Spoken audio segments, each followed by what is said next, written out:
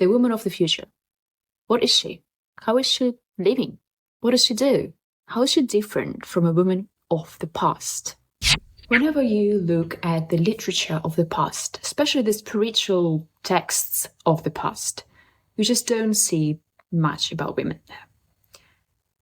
There's always men discussing various man things and various men's ideas, and, you know, all the followers of the Christ are somehow men, and then they write all these nice books and do all these nice things.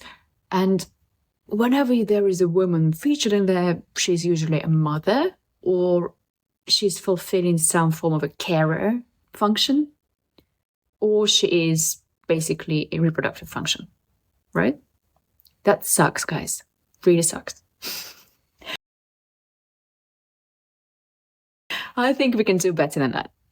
I think in this day and age, we can start bringing back the power of the female, the power of the feminine, and the power of the women, which is way beyond producing children, looking after children, and cleaning the house, right? Let's see what that is.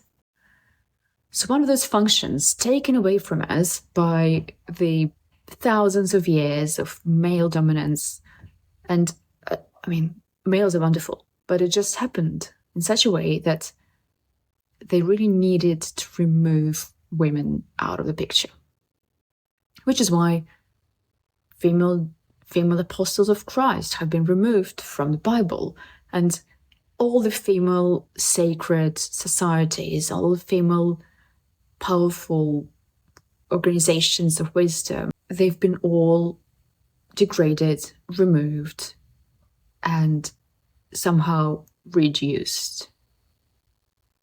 Let's just try to think about it. It just doesn't make any sense logically. Of course, women were there whenever there was a spiritual teaching. Of course, women were the carriers of this teaching. Of course, women were very much plugged into this whole spiritual wisdom of the world, because it's just natural for us, right?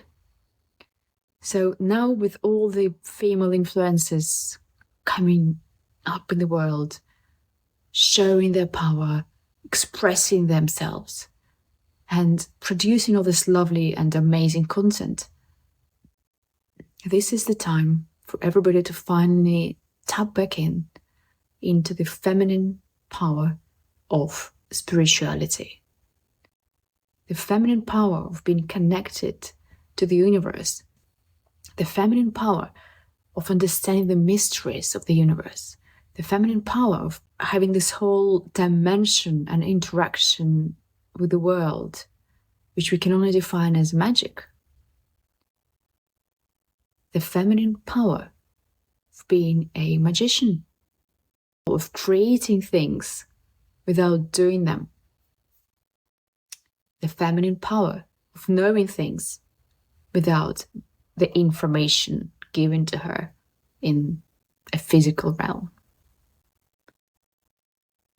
The feminine power of tapping into the potential of the pure possibility, let's say in the dark void of the womb of the universe. We can tap into that and take things out of there and make them happen. The feminine is more than just women. Men also have this potential. In fact, both male and female bodies, and however you identify, have 100% of the feminine and 100% of the masculine within us. But I'm talking now about the feminine energy that has been hidden from the world, hidden from the books, taken away from the humanity for so many years. We all know about Inquisition. We all know about witchcraft. That's just that, right? Fighting against the powers of the females, to tap into the unknown, to tap into things that are not clear to people who are not connected with this realm of the unseen. And now, look at us now. We have completely cut ourselves away from this amazing, majestic thing of being a female. connected to the universal powers in a different way. Why do this to ourselves? Let's get it back. Let's get it back. And I don't say go completely bonkers and forget the material world and go and meditate on the hill somewhere, but just recognize this immense power within yourself and within your sisters. Look what we did to each other. Look what we did to each other, guys. All this hate online, all this dark, kind of spiteful behaviors and gossip and all these other shadows of the feminine. We're living this, right? We're living that every day in social media and everywhere else. How about sisterhood? How about encouraging and empowering each other? It's just so unfair how we treat each other. We don't understand ourselves. We're not connected to the immense powers of ourselves, or we're scared of them. And that is the reason we're so scared of other women. That is the reason we don't like them. That is the reason we keep being awful to each other. It's because we've been awful to ourselves all along. So I suggest we start from connecting to our true feminine essence. You know, not all these things they teach us at school and the university, like you need to be this and that and be like a man. That is just a wrong thing to do, because this just cuts away the feminine powers of you. Connect with them. Connect with this strange, mythical, magical essence of the feminine within you. And feel the immense powers it might bring into your life. It took me 15 years of studying all sorts of things to get to where I am in terms of understanding my feminine.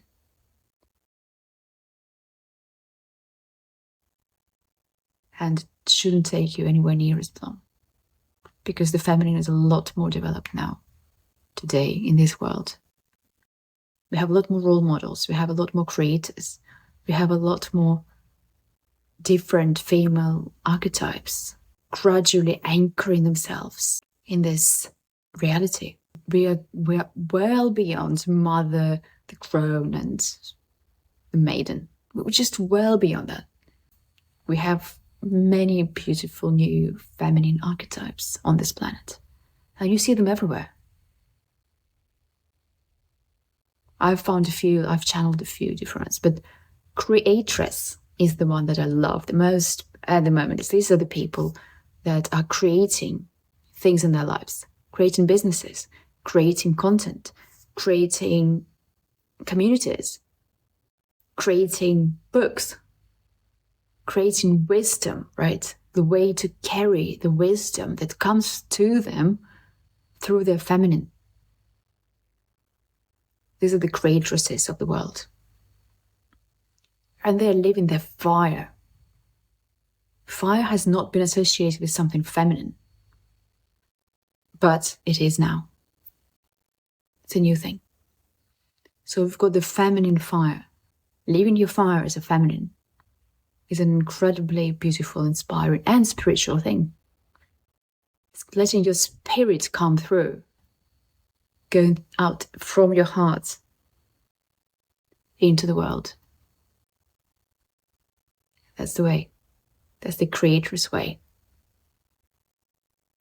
And yeah, if somebody tries to devalue what you're doing, they get kicked their ass, right?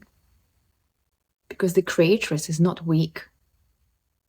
The spiritual woman of the future is no longer being punished.